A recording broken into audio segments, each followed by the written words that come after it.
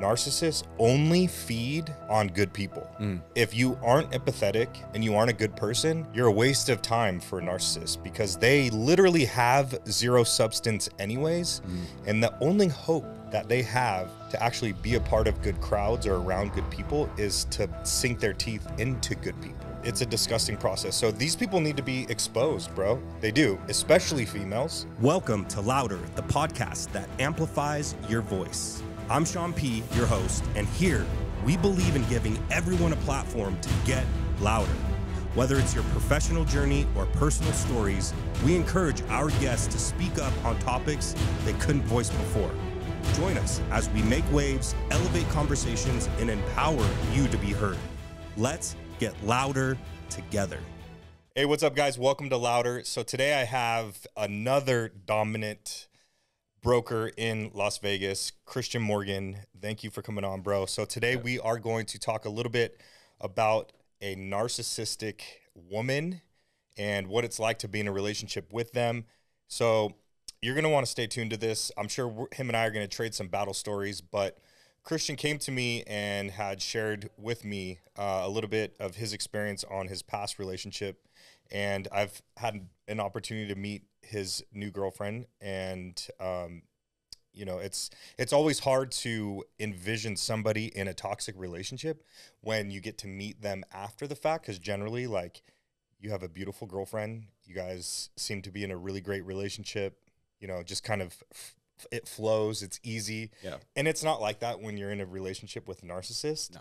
And so, you know, I thought that this would be important, and Christian thought it would be important as well to share his story. And so that way it could hopefully, you know, help somebody else that might be going through this, because it's a lonely road. You think that you're the only one dealing with this stuff, and you're not. Watch, you're going to see how many things are relatable and how many stories that him and I have that are probably very similar, just, of course, different circumstances. So, Christian, welcome, man. Tell us a little bit about, you know, what you do and kind of why we're here, and fill us in. Well, I appreciate you having me on the podcast. I started talking to you back in, I don't know, October of last year. You had been an agent with us for a while, and I had, you know, talked to you about you were trying to get more into the social media in January of this year, getting together with Luis. And honestly, I loved your content that I've been seeing just in the couple of months that you have been doing it. And the thing that had struck me about it that was so awesome was how real you were being with your audience and how you were bringing up these situations that a lot of men wouldn't want to publicly put out there or want to talk about these, because I feel like as guys, we want to just keep all this stuff private, right? We don't want to talk about it, don't want to really air dirty laundry. And for you to get up on a podcast and really share all of the hurts and your pains that you've gone through in a relationship, it definitely made me feel like, you know what, this is probably something that I should do as well as a successful young guy, because these relationships can ruin you if you let them, and you let them go on for too long. So I thought it would be a good opportunity to come in here and kind of talk to you about that and just kind of share my experience, because from what I've heard you went through, you know, I imagine that you and I had a lot of things in common. Yeah. Well, I appreciate that. You know, this, as you're describing that, like one of the key words is like, it's embarrassing. Yeah. You know what I mean? It's like, it's demasculating. It's, you know, it's embarrassing because you're like, how in the hell did I fall for really any of this shit? Right. And so, you know, being able to take a platform to other people and show them like, look, this happens to the best of us. Because one thing that you may have heard me say, and that I'll continue to preach, is narcissists only feed on good people. Okay. Yeah. So if you aren't empathetic and you aren't a good person, you're a waste of time for a narcissist, because they literally have zero substance anyways. And the only hope that they have to actually be a part of good crowds or around good people is to sink their teeth into good people. Right. Right. It's almost like they're just draining the blood right out of you. Yeah. You know, so it's a disgusting process. So these people need to be exposed, bro. They do, especially females. Because generally they're the ones who will go as far as to ruining somebody's life. So thank you, man, again, for coming on. So share with us, dude. Share with us, kind of take us back to I always find it interesting to see where someone's head was. I always say you date someone that the mental space that you're in, that's who you date. Sure. At the time. Yeah, no, You know? that's So where were 100%. you at that time? So I actually started dating my ex right around March 2020, right? Because everything good happened in March 2020 through like the end of 2021, right? Right? Yeah. No, so in terms of the headspace, I was a real estate agent for about 2 years, beginning of 2020. I'd been living in Las Vegas for about 2 years at that time. And I was really lonely. I had started to become successful. I had my own apartment. And I had all of the ingredients that I thought that I needed for happiness at that time. And the only thing that was missing, I thought, was a girlfriend. And so go back to beginning of 2020, I actually was on Facebook dating. I believe I'm probably one of the only people that I met Soul on Facebook dating. pretty much. Oh, Not on Facebook dating, but on Facebook. On So Facebook. Okay. we ended up dating. So I'm glad that you had a positive experience. I did not. But no, so I met her on Facebook dating. We actually had a mutual friend of mine from back in Michigan. And this was a girl that I had met in high school. And it was like very brief, right? So that's how I ended up getting connected with her. We ended up going out on a date pretty quickly after we started talking. And from the beginning, it was immediate love bombing, right? Immediately telling me that I'm the best and telling me that I have so much going for me, how good looking I am, right? And these were all things that I really wanted to hear at that time. Yeah. And, you know, you flash forward a month after we started talking, and that's when Governor Sisolak shut the entire state down, right? And so when that happened, she called me up and she said, I don't know if I'm going to be able to see you anymore. I can't really leave my house. My mom's really scared of COVID because she has a couple of underlying health conditions. And we're not really going to be able to talk anymore. And I was really devastated by that because the first month that I started talking to her, it was really great, right? Like I was told how amazing I was. She's building on my ego, and I didn't want her to leave. And so I had floated the idea. I'm like, hey, like, you know, we don't know how long this is going to last. Why don't you just go ahead and come move in with me, right? She didn't even hesitate, like jumped at that opportunity, right? And so within like 6 weeks of meeting, we had moved in together. And everything went okay for a while. But after about a month or two of living together, that's when certain things started to, or I should say red flags started to appear, right? Yeah. Wasn't allowed to have any girlfriends whatsoever. And when I say girlfriends, I just mean girls that are friends or like, yeah, acquaintances. Which is very difficult in our line of work when 100%. We're crossing paths with Yeah. females. And, you know, we have blinders on, you know what I mean? We're working. Right. Straight up. And part of a good quality within the business that we're in is if you're a good looking female, generally you'll probably do very well for yourself. I Sure. mean, that sells. So that had to have made your job even more difficult. Selling Sunset wouldn't be a show if you weren't right. You know what I Yeah, mean? Like, I guess that's a great way of saying it, Yeah. because I don't mean it to be like you have to be good looking to do well, but No. like let's be real. It helps. Yeah. And it's for men too, right? Just Of course. being attractive in general is going to help you throughout your life. Like I read about this in college. It's well documented, right? It's served me well. Yeah, I will agree. It's made life a little bit easier. Yeah. But no, so I wasn't allowed to have any female friends. And then it got to the point where I couldn't follow other girls on Instagram, whether they be celebrities, whether they be girls that are here in Las Vegas, whatever it might be, wasn't allowed to follow any of them. And so I started to see this insane jealousy that I couldn't understand because I hadn't really done anything to warrant that type of a response. And so, I mean, that's kind of where it started. It then evolves into going through my phone, going through my Instagram followers, and just kind of like looking for problems, right? So first couple months, super sweet. Started throwing out the love word like within 2 months, which I wasn't ready to say it when it was told to me. You know, she said, I love you. And I'm just like, okay, thank you. Because I didn't want to say something that I didn't mean. But, That's a big word, dude. Right. That's and after it was said, she like doubled down until I ended up saying it because I was like, wow, no one can talk to me like this and treat me like this without actually believing it, right? Like there's got to be some truth to it. And so it really became arguing almost every day about nothing, about things that weren't even relevant, right? And this was before you mentioned work. I wasn't even an associate broker yet. I was just a real estate agent. So recruiting other agents was not part of my job description Thank God. Well, about a year later, so we had lived together for over a year, and there are so many stories that I have. Like the most insane one that I have was in. Well, hold on. We'll get to these stories for sure. I want to piggyback on some of the stuff that you're saying. Yeah, go ahead. So you guys moved in with one another 6 weeks after you were together. That's crazy, dude. That's almost as crazy as having a baby with someone and getting pregnant, like 3 months of knowing them. And that was something that was talked about as well. Well, that's something I did. Yeah. I mean, yeah, it was something that was talked about. Yeah. And you're right. Like normally now, hindsight's 2020. Now that I know the situation, I would say, wow, this is absolutely insane. But I was justifying it to people because I would tell my friends, I'd tell my family, yeah, I got this girl living with me now. And they looked at me like, you didn't have a girlfriend 2 months ago. Like, where is this coming from? And no, it happened really fast. And I justified it by using COVID, I felt that it was the right, like I wanted her to move in because no one had ever made me feel the way that she did. Like I would get compliments, but the things that she would say and how she would say them and how she would look at me was I didn't think anybody could lie like that. So when my kids and their mom got together, in that first few months, it was so intense, exactly the way that you're describing it.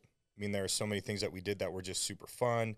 The love bombing thing is like the number one red flag that narcissists will do, especially females. And I mean, for the first few months, like we took a trip off to New York, bro, around Christmas time. So my cousin played for the Jets at the time. So I was like, hey, bro, we're going to come see you.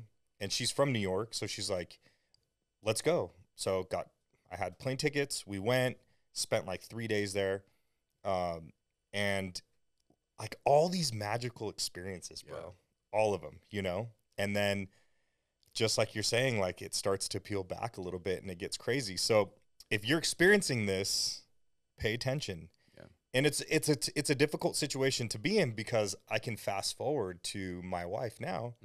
And we had already dated and then broken up, but when we had got back together was right when COVID happened. And I wasn't ready to move in, and I ended up moving into her house. And it was really kind of like an awkward moment for a while for both of us because we were like, we shouldn't be doing we so know better. Yeah. We shouldn't be doing this. So I guess maybe that's something that's a little bit different than maybe your scenario was like you didn't know that you shouldn't be doing it. You're like, this is probably, this is normal. If you hadn't experienced love before and that's what you're looking for, then, from what TV and society tells us, like that would be a perfect example of what true, instant, genuine love would look like. Yeah. Like, oh, holy shit, you just throw everything out the window and you just go for it. Right. And one of the other things that had made me really beholden to her in the beginning was I've talked to a lot of girls in my life, and she definitely had the most difficult childhood and upbringing out of anybody that I've ever met, like men and women included. She had a really tough life. And so I felt like sorry for her, and she was still living with her family. That was the cause of a lot of the issues that she had. She was still living with them. And to me, it was like I wanted to rescue her. I wanted to take her out of this really bad situation. I wanted to prop her up. I wanted to build her up. And I wanted to make her life better than what it was. And like I wanted to rescue her. And now that I look back on that, I can tell you guys, do not do that at all. It is not a good idea.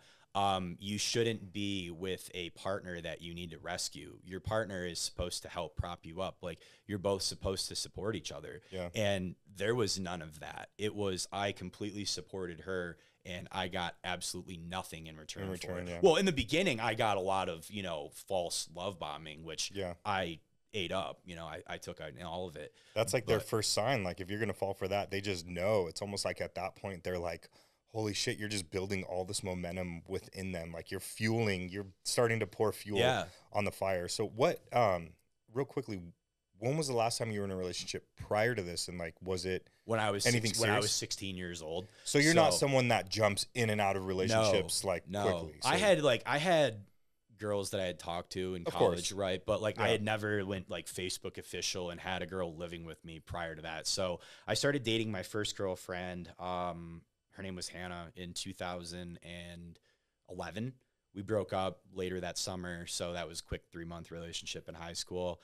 And then I didn't have another girlfriend until 2020. So I went like 8 years being single.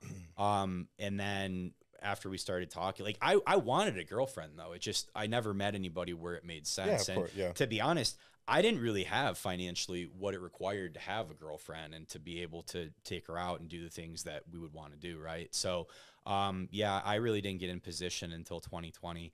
And, so that's kind of my relationship experience prior to dating her.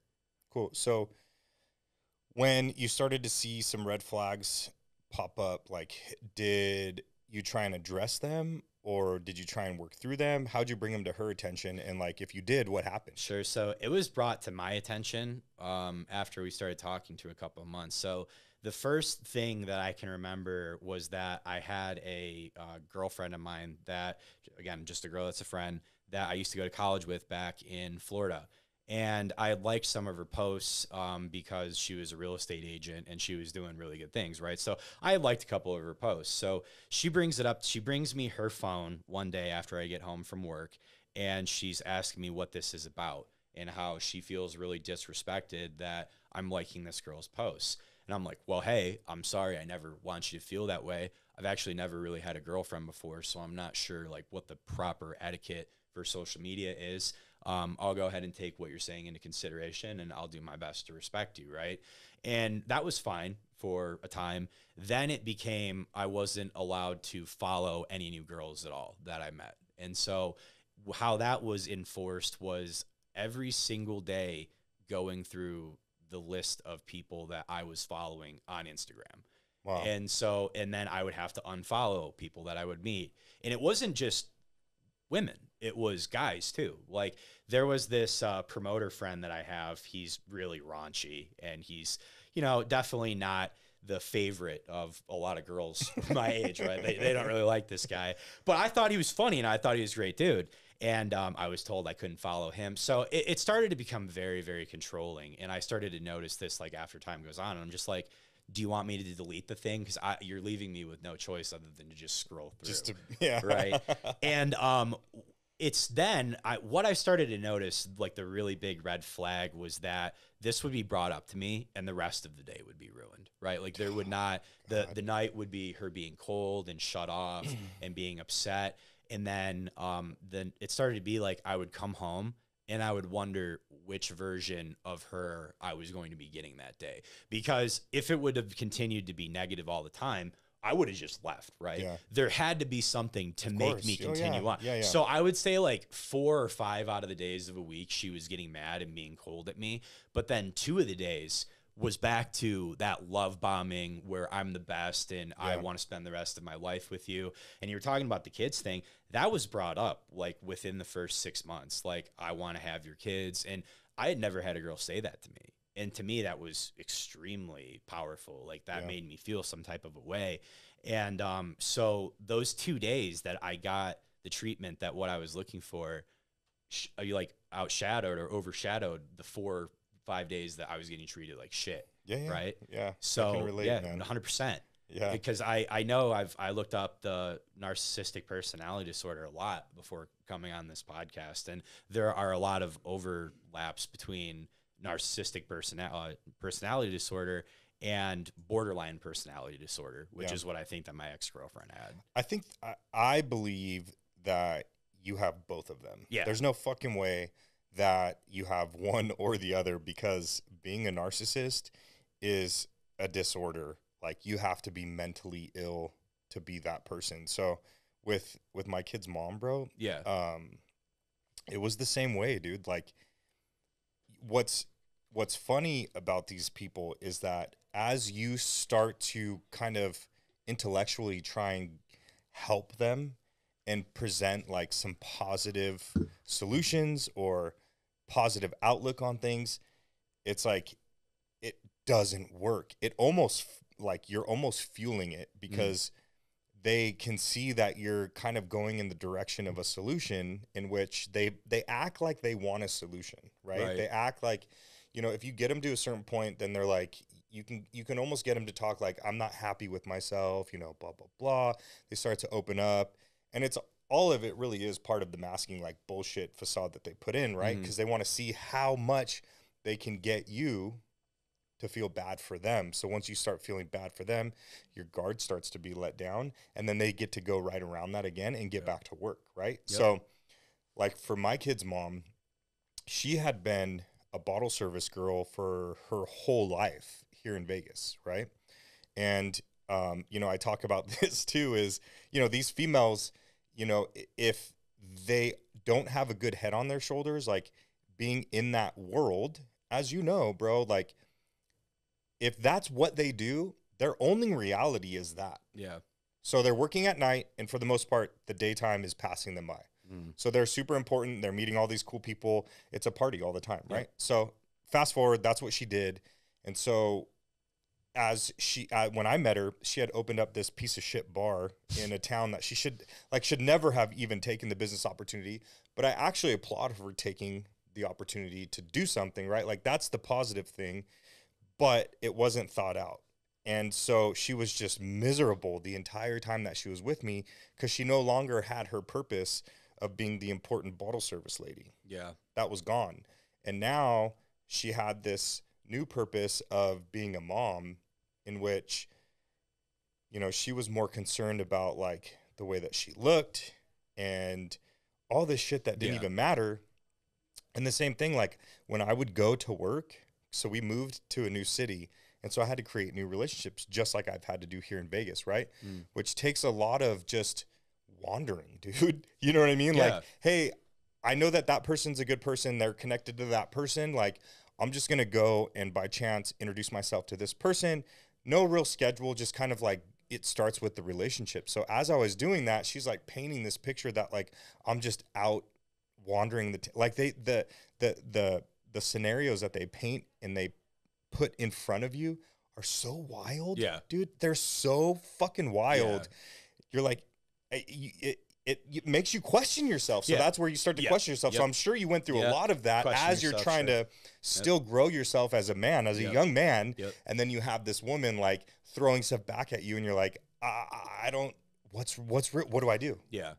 You know? And no, you're 100% right. Like I started to believe what she was saying, that I was a bad person and that I'm out here trying to cheat on her with other girls. And some of the people, like some of the girls that she would question me on, I would just look at her and be like, do you really think that this is my type? Like, is this really who you think I am? Right. But yeah, you're right. Like after a while of getting hit with this, you're like, okay, like, am I doing this or what's wrong with me? So you start to question yourself. One of the other really big things that I started to notice was that there was, and this kind of directly correlates to everything I was saying, there was a set of rules for her, and then there was a set of rules for me, right? Yeah. So she was allowed to continue to add other guys on Instagram, and she was continued to allow to do what she was doing on Snapchat. And so like she had this complete other set of rules, and when I would call her out on it, there would always be some bullshit excuse as to why that situation was different than the situation. Well, they start gaslighting you. 100%. So the gaslighting begins and starting to tear you down. And when you're put up on a pedestal by a person and you feel like you're at the top of the world and then they rip you down, that's exactly what you're saying. You feel like you've been taken down to the bottom, right? And so there was a lot of that. We broke up for the first time about 6 months into it. I was absolutely devastated by it. It was really difficult for me. I didn't want her to go. And when she did, you know, I was like, okay, this is probably over with. And, you know, I guess it's time to just get on with my life. Well, 2 weeks later, she ended up starting to come back over and started to, you know, do her manipulation or love bombing. And then she was living with me again like a month later. Right? So it got to a point where she felt the need that she needed to do something super hard to make sure that she really had your fucking attention, dude. Yeah. So we had our first vacation was to go visit my parents down in Florida. So my parents live in Naples, which if you haven't been there before. Hold this thought. Yeah. Hold this thought. Yeah.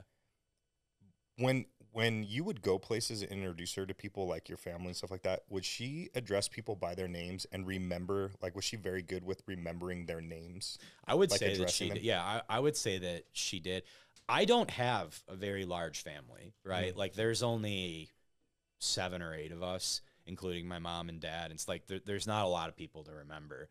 I had a couple of friends at that time, but it was COVID. Like we weren't interacting with a ton of people. So we were very isolated, right?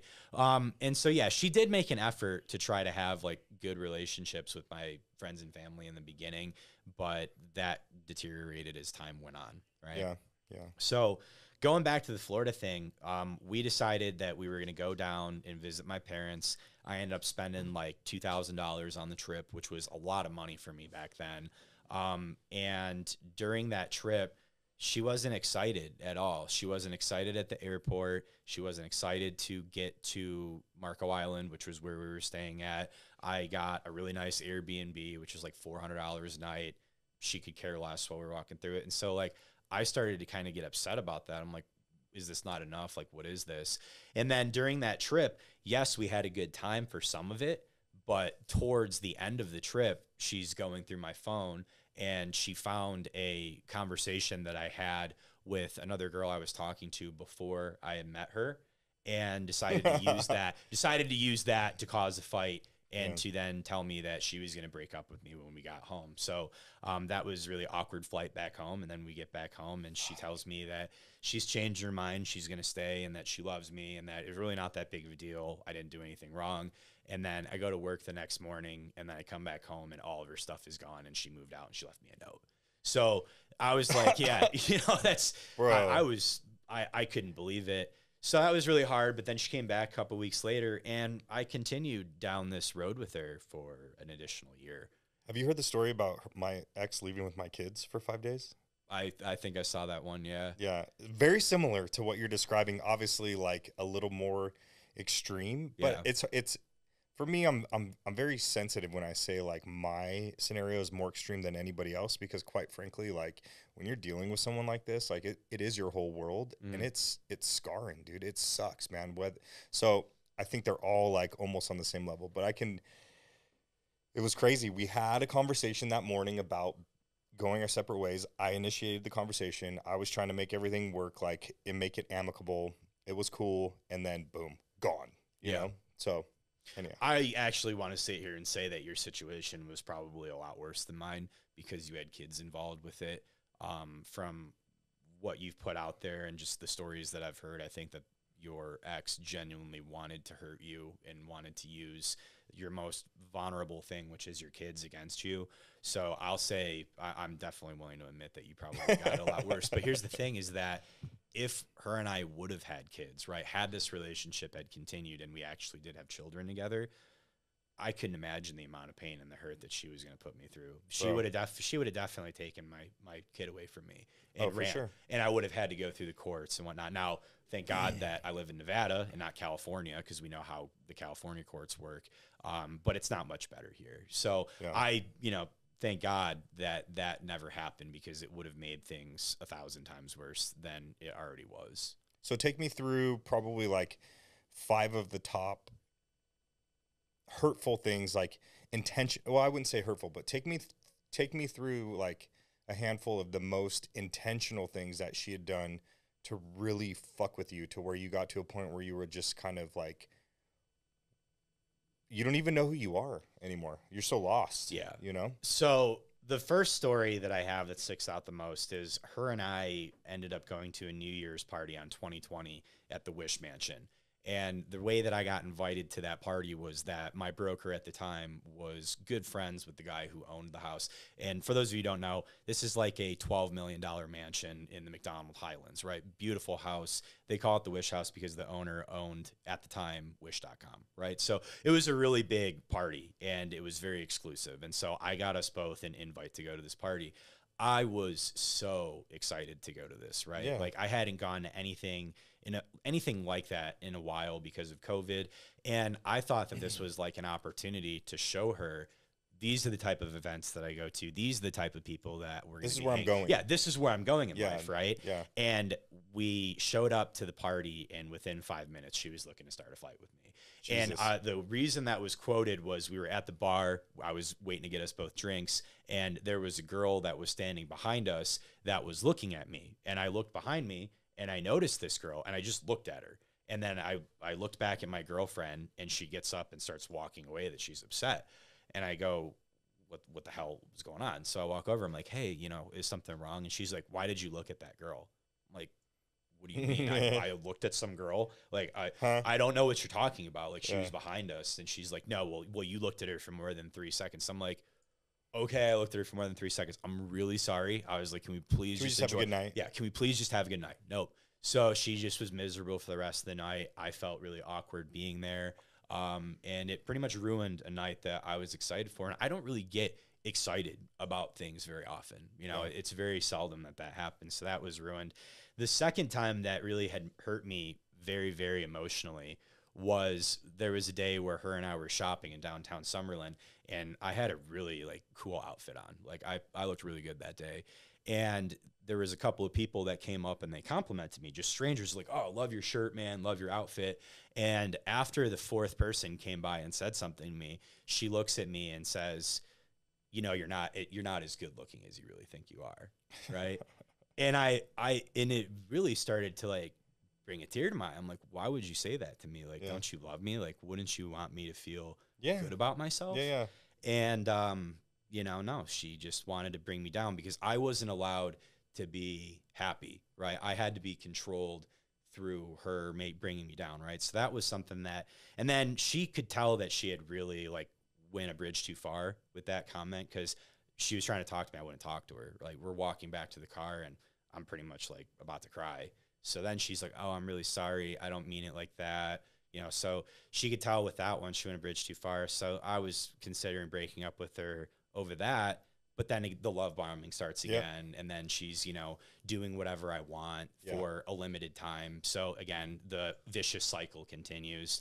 I wouldn't say that I have a top 5, but the third story that really sticks out in my head is right as we had ended our relationship, she told me that she was going to go ahead and move down to Florida, which is where we talked about moving to after I had, you know, created a successful business here in Nevada. We wanted to go down there and we wanted to raise a family, right? So after we broke up, she decided that she was going to go ahead and move down there and that she was going to live our dream and that place was great, but I was just terrible, right?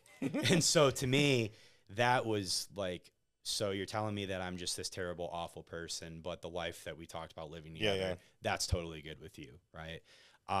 So yeah, that was really bad. And when we broke up, she did every single thing that she could to either A, get me in trouble, or B, like embarrass me. What did she do? Messaged my friends and tried to, you know, meet them up. She tried to go out and, you know, tell people things that weren't true about me, about our relationship. And she would contact my family and just make up these wild stories of stuff that didn't happen. And she just went on social media going on a crusade about what an evil piece of shit that I am. And I believed it.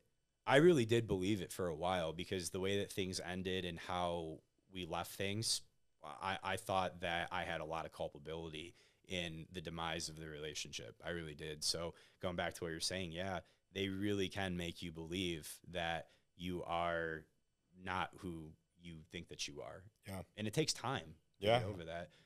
So how much time did it take you to get over that? Like what kind of brought you to, not what kind of, but what brought you to where you are now, where you were like, you know what, I'm ready to let my guard down again and get into a relationship. I literally met the most perfect girl in my life, Diana Peck. Like I couldn't have met. How'd you guys meet? So we met at Marquee Skydeck at EDC about 2 months after my ex-girlfriend and I had broke up. I was there by myself, really. I got separated from my friends, which if you go to EDC, very easy to do, right? So I got my friend Isaiah. He was a host at Tau Marquee back then, so he knew what I was going through, and he's like, hey, man, let me get you some EDC Skydeck passes. Like, I want you to have a good night and enjoy yourself. So ended up getting the Skydeck, and I wandered over to my friend Peter's table that owns the Wish House, and Diana was there. And I had looked at her, and I just had this overwhelming feeling that this was somebody that I wanted in my life. And this is a true story. I walked directly up to Diana, and I looked at her, and I said, where have you been my whole life? And after that, the rest is history. Like, we've been together ever since that. And a lot of guys would be afraid to open up and tell the new girl that they're talking to about the relationship that just ended a month or two prior. I told her everything. I did not exaggerate a single detail. I didn't I told everything the way that it was, and she accepted me for it. And she wanted to build me back up because she knows that I'm a good man. I want to provide for her, and we have a lot of the same values, right? And we wanted the same relationship, which was the relationship that we have now. We go out to excess and to these clubs, we go to house parties, and we never ever have any issues with jealousy or getting into fights because we've drank too much or any of like the things that, Ronnie and Sam on Jersey Shore used to do, right? Like, none of that. Like, none of that. No Jersey Shore shit. No Ron and Sam. Yeah. All good stuff. And she really did help pull me through it. And it made me realize, what was I doing for 18 months of my life? Because it just made me realize, what was I doing with my time? So do you think that, so she was obviously a big part of your healing. Yeah. And then at the same time, you have to kind of get to a position where you're like, okay, that's behind me now. Yeah. Because when you guys met, from what it sounds like, and I can share this as well with my wife, is that was like a big topic of our relationship for a little while, dude. Like, it's now to the point where like my wife will actually, we actually neither of us really talk about my kid's mom unless it just has something directly to do with unless kids. It's relevant at the time. Yeah. And so, but at the beginning it was different because it was like something was constantly going on. Yeah. And we've found ourselves a few times just being like, why are we in this, right now? And so can you relate to that? Like, was that a part of your beginning relationship? In the beginning, it was a couple of conversations, but I never wanted to give her the satisfaction of her being a topic in my new relationship, right? It was something that needed to be addressed, but we probably talked about it a little bit more than we should have in the beginning. Well, it's hard, bro, because you're having to actually like clean off some scar tissue. And so in the process of doing that, you have to address the person or acknowledge the person or the situation that you just went through. So you can't not have it be a topic. Like, it's almost better for you to say, hey, XYZ, and hit it straight on rather than continuously trying to just avoid it. It's like, hey, we're going to need to get through this. This really scarred me, And so I think that's great, bro. Like, I love the fact that, that you were able to find somebody different that exudes all the qualities that you were looking for in the first place, Yeah. And it's a testament to anyone who's going through a relationship with a narcissist. Like, look, the process of breaking that habit it's hard and it hurts. Yeah. It hurts. And when you're in the thick of it, like, it might be easy to think to yourself, like, dude, I'm never going to get away from this, And, we can share that. I can share it a little bit more because, like, literally, I'm actually never going to get away from this person ever. For 18 years plus. Yeah. I mean, even after that 18, it's like I'm probably going to have to deal with a whole nother set of issues because there's no way that these issues that she still has currently, and I'm sure are effective within her life now, like, they're unfortunately going to get passed on to my boys a little bit. Sure. And I'm going to have to, like, deal with that in whatever capacity. Does she have a new boyfriend or husband or fiance or whatever? She does. Well, I don't know now. Oh, dude. Good luck. You know what sucks, bro, is I guarantee you know this person. Well, I wouldn't say you know this person, but he's connected within, like, the community. Okay. And this dude is such a cool dude. Like, seriously, bro. Like, I've met him a few times. We've talked. He has 2 boys. He's a cool motherfucker, dude. Yeah. Like, if he weren't associated with her, I promise you that him and I would be cool with one another. Like, we probably have a lot of commonalities, right? I think he knows it, but he doesn't know it because I'm sure she's over there. Like, there's no way that she can allow him to understand that, like, he would be cool with me, you know? So I'm sure she does whatever she can to, like, keep that distance. Sure. So it still is not distracting enough for her, bro. It's not. It really isn't. But I mean, we're talking about a coming on 50-year-old woman who's still, like, she doesn't even really have a job or a career and still has her parents paying for everything. Oh my So it's like, yeah. What do you even really do with someone like that? Like, Right. they're just like. Did she have any friends? She does have friends, and I don't know now because really, at the time, did she have friends? Yes, she did. Yes, my ex-girlfriend had like 2 friends. One of them lived in Texas from high school, and like the other one she worked with. So a big sign that I should have actually saw from the beginning, she had a lot of male friends, and male friends that seemed like cool dudes, and in reality, all of them are trying to fuck her. Yeah, 100%. You know? Yeah. But they're in the friend zone. Yeah. And she's just feeding off that, fueling it. Like, yeah. And then she has the one gay dude that's her friend, you know? And so it's like picture perfect as into how someone like her would have friends. And she had girlfriends, you know, one girlfriend she ended up not being cool with. This chick actually came on to me, and come to find out she's like a cam girl and all this shit, you know, to each their own, whatever, you know, go make your money, girl. I don't care. That was but that was exactly what my ex did. Yeah. So well, that would fall super right in line. I mean, that's of a narcissistic person. I was really hesitant to admit it, but I mean, she was one of the top models on StreamMate for a while, and so that had a lot to do with it.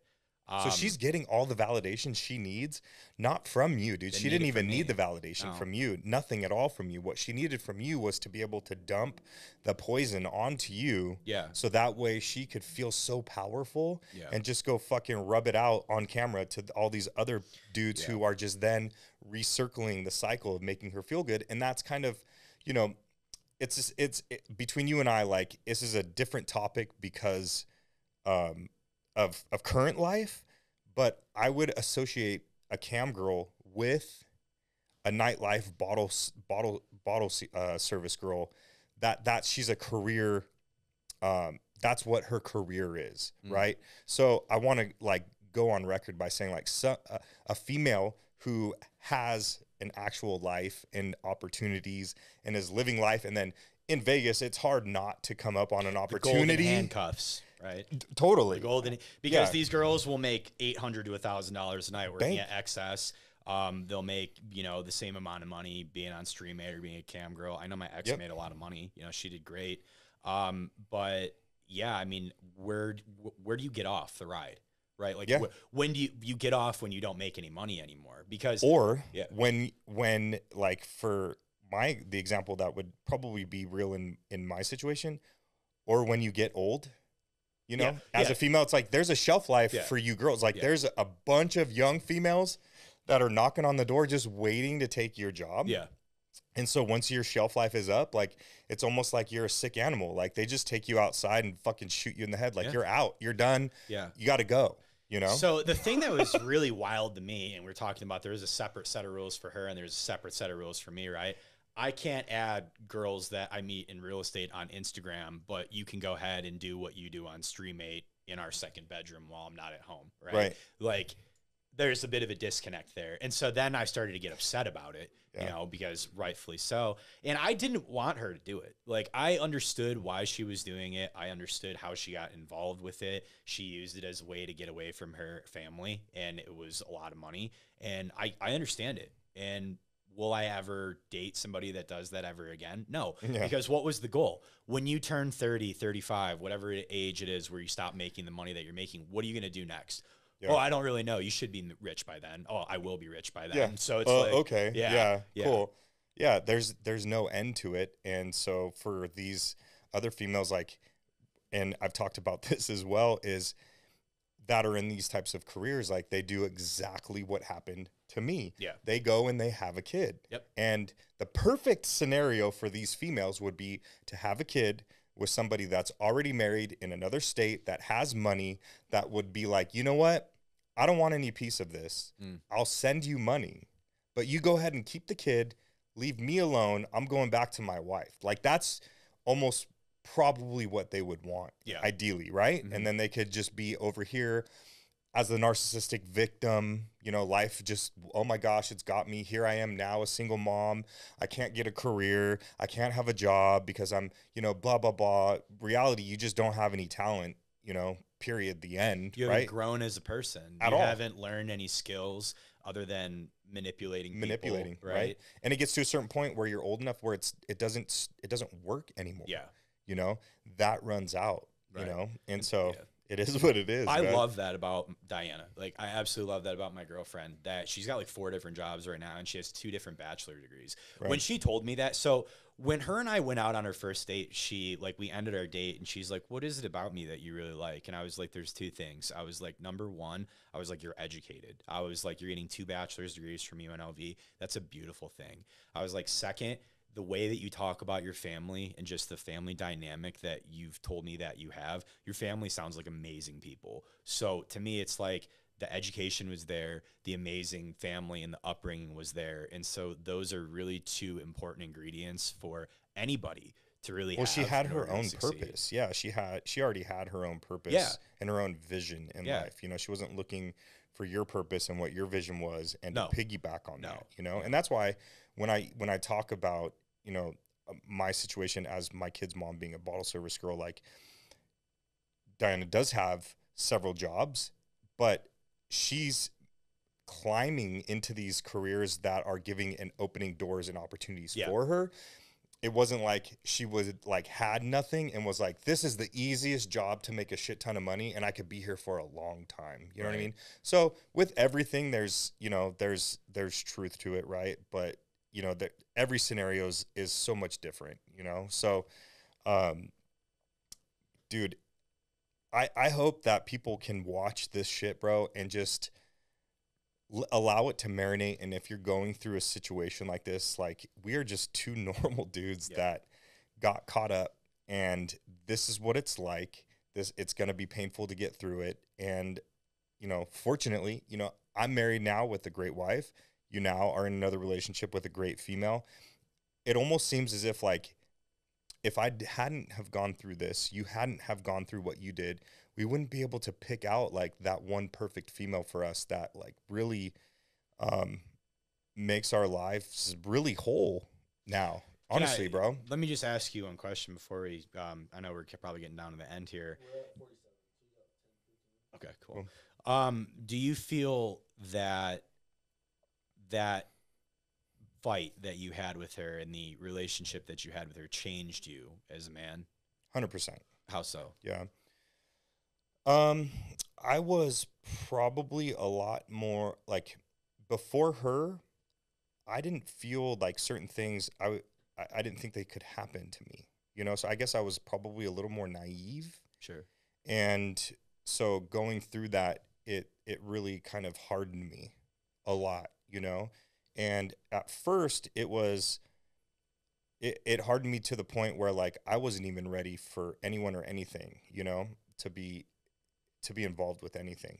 And it hardened me so much that I didn't know who I was. Like I was afraid to show or feel any emotions, dude. Yeah. And so as I was able to peel that back, it allowed me to actually be a lot more genuine in who I was, that grew out of that, because I understood the worst of the worst. It was like I went through that, you know, so it allowed me to be more soft, be more empathetic, be more understanding. And also it allowed me to create boundaries. I didn't have boundaries before. I didn't understand what a healthy boundary was. I don't come from a very positive family life either, you know? Right. So my parents, the boundaries that they had around us or that they created were super toxic and were stepped on all the fucking time, you know? Whereas like with my boys, I set boundaries, you fucking step on them, there's going to be a consequence, bro. And the same thing, like, for example, like they have a journal that I bought them. So I'm very big with my boys in creating their emotional intelligence. That's great. Very big. Yeah. So I bought them these emotional intelligence journals, and I'll have them before they go to bed. They'll lay in bed, and I just tell them, like, I don't tell them what to write in it, and I just let them write in it, whatever it is, right? I read the journals before I had given to them just to see what, like, make sure they were good for their age, right? Yeah. They both have asked me not to read them. Okay. And dude, it's so hard as a parent. Like, I want to see what's going on in my little dude's minds, Right. you know? But that's a boundary that they've set. And so I have to respect that. Yeah. And they're going to respect you as adults if you don't go through it. They're always 100%. going to remember that. And what's funny is, like, when they're like 15, 16 years old and they're cleaning out their room, they're going to be like, Dad, look at this look at this journal, you know, read it. And I will get a chance to read it. But to show them the power of boundaries and that they don't just apply to me, they also apply to you. Yeah. You know, and they apply to everybody else that's important in your life. Boundaries are a safe tool to use in a relationship. And so to really answer your question, I think that's what I got a lot out of everything I've gone to, is how to set clear, precise, and healthy boundaries and be okay with sticking to them. I love that. I think that that's great. And you're an awesome dad, by the way. When Thank I you. got to go hang out with you and your boys at the Desert Dogs game a couple of weeks ago, Yeah. I was like, you know what? I wouldn't mind having 2 boys. Like, Yeah. I'm excited for that. So you got me excited just by the relationship that you have with them, and I thought that was awesome. Thank you. So yeah, I think that you're just the best dad, and that's a really beautiful thing that you are teaching them, that you're not omnipotent as the father and totalitarian, right? Like, you have your boundaries, I have mine, right? Yep. So I think that that's great. If I was going to answer that question, how did my ex change me as a person? I was way more emotional about everything before I met her. I was in my mid-20s, and the biggest lesson that I took away from that relationship was to be more guarded as to who I give my emotions to and what I decide to get upset about. And really, it took a lot out of me, right? Like, if Diana and I get into a disagreement now, she'll be the emotional one, right? I'll be the logical one, because I've learned that if I go emotional in that disagreement and she's already in an emotional state, nothing good is going to come from that, right? Somebody needs to have cooler heads to prevail, right? Well, and that's a good role for you to play as a man. Yeah. You know, and that doesn't, you know, I hate when people misconstrue to misunderstand the roles between men and women, but as a man, like, that's a great quality to be a leader and to be more logical, because inherently females are way more emotional. Sure. And it is our job to be emotional with them, but in different aspects, Yeah. and be able to drive somebody through that. So it sounds like now you've been able to kind of gain these qualities to have a really respectful, loving, genuine Yeah. relationship. Yeah. You know? One of the other things that you were saying earlier in the conversation was, 6 weeks after moving in, or 6 weeks after meeting somebody, moving in right away is not a good idea, right? Diana and I talked for months before we even started dating. And then it was another 6 months after that before it made sense for her to come and stay with me. And it made a lot of sense. And we have a beautiful home together now, and we're looking to buy one here in the next couple of months. And that's really exciting. But just to summarize for all the guys out there, if you are in a relationship and there is a lot of love bombing that we talked about in the beginning going on, if there is a lot of building you up and saying things that you've never heard before, and the L word gets thrown out within the first month or two, these are some red flags that you need to look at. Yes. And if somebody is trying to, or your partner is trying to remove you from your friends and family, That's not one normal. by one, that's not normal, and you Yes. should run away. These are big red flags. And there are certain things that your partner can do to keep you in the position that you want. One of Yes. them is definitely using sex as a weapon, right? Yeah. We spoke about that earlier. If that's being used, you definitely should run for the hills, man. Yeah. Yeah. And to conclude on that, you would be very surprised as to how many people, men and women, have dealt with similar situations. And so if you take an opportunity to feel safe into opening up with someone while you're going through it, and to really be receptive to what they're saying and allow them to bring these things to your attention, it may be a little bit easier for you, because there is a little bit of planning that you may have to put together when leaving someone like this, because they're going to come after you. And so the better prepared you are for what's going to come, the easier it's going to be for you to break that cycle and to get away from it. But everything to that, what you just said, run as fast as you fucking Yeah. can. Yeah. Get out. Yep. Stop. Yeah. If you have a Ron and Sam relationship from Jersey Shore, that's not make good. sure that you put an end to that immediately, right? Yeah, it's not good for anybody. I really appreciate the opportunity coming on here, though, because I've thought about these things for going on 2.5 years, and I've never actually publicly spoke about it. And there are people that know who my ex is and know me from back then, and they can tell how much better I am now.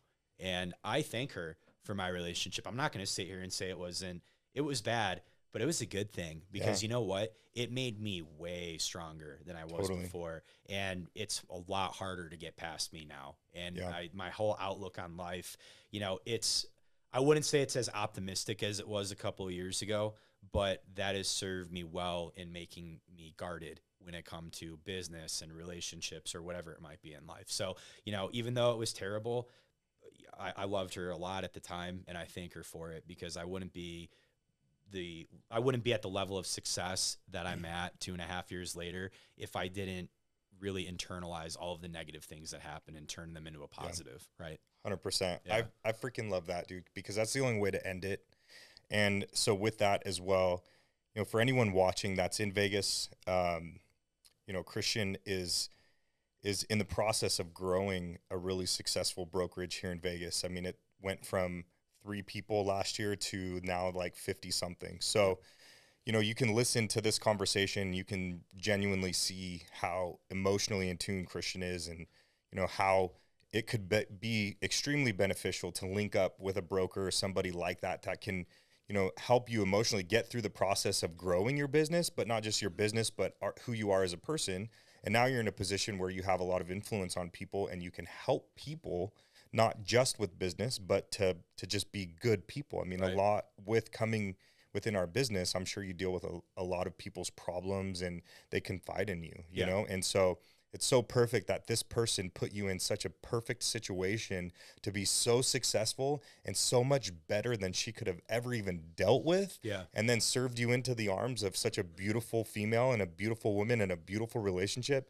And she's probably still just deteriorating and going about her life and just, you know, still freaking pointless. No, she's living in the place that I showed her with my family, and living out the dream that we talked Makes about. sense. So but she's hey, you still, know what? If I'm that bad, that place can't really be, right? So it couldn't have she's all still been that bad. Yeah, so she's still living the life that I showed was her. 2 years ago, and they'll repeatedly be in that cycle. They're just sick people, and we just look at them as like, hey, you're sick, haha, that's funny. But you know what? Where can people find you professionally, social media wise? So that way, if they are looking to get into this career in real estate, they can reach out to you, and maybe you could help them out. So you guys can find me at listed by Christian, and that's my Instagram name. I'm also on Facebook. You can look me up, Christian Morgan.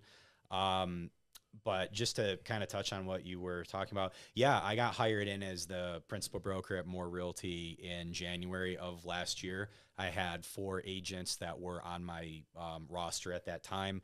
It is March of 2024, and we currently have 54 agents at our office right now. We have 6 more in process of coming. So we are growing at a rapid pace. And the reason behind that is More Realty's business model is awesome, but what I think is the main driver of it is that I identify myself as a real estate broker. And you are right. Agents will come to me with their real estate concerns, but they also come to me with their concerns about other aspects of life as well. And so to be in a position at 29 years old where I'm able to sit down with men like you and successful people at our office and help guide them through their problems, it means everything to me to be able to be in that position of trust and respect. And I'll do anything for my agents within reason, right? Like if you aren't able to make your LVR dues for a month or 2, let me know. I'll take care of it for you and we'll work something out, right? If you are struggling in real estate right now and you've been on teams and you've been at independent brokerages and nobody seems to want to give you your time, come talk to me, because your success is my success. I don't have any other big goals right now in my life other than being the best broker I can be in Las Vegas. And I'm not going to be doing that if my time is divested elsewhere, right? My time is focused on helping people buy and sell real estate and being a broker. And I would say that being a broker actually comes first. The other one comes second. A man with a purpose, you know, and whenever you have that, it's unstoppable, bro. So thank you for coming on. Thank you guys for listening. And if you are in a relationship that is this toxic, if you're in any type of relationship that's toxic or you want to share, feel free to comment within this podcast. Christian and I, if you tag him, we will answer your questions. We will get back to you. But also, if you want to shoot me a private DM, maybe it's something that's a little more private to you that you don't want to share out publicly, I will respond to you. I will help you as much as I possibly can. And if you have like a crazy scenario, you're here in Las Vegas and you want to come on here and share it, let me know. I'd love to have you on. So this show is about allowing people to have the voice, and that's why it's called Loudr. The voice that you didn't have before. This is your voice. This is a safe space where you can come and talk about any event and air it out to everyone and hopefully get some help and closure. You know, it's probably like a little bit like Christian did today. Like, this is a little bit of closure with shit like this, that you can actually publicly know that so many people are going to hear you and you're going to be able to share your story. So thank you guys again. We'll talk to you. That wraps up another empowering episode of Loudr with Sean P. I want to express my gratitude for joining the conversation. Remember, your voice matters, and together we're creating a symphony of impactful stories. If you enjoyed today's episode, I want to hear from you. Please subscribe, share, leave a review, and let's continue making some noise. Until next time, stay empowered and stay loud.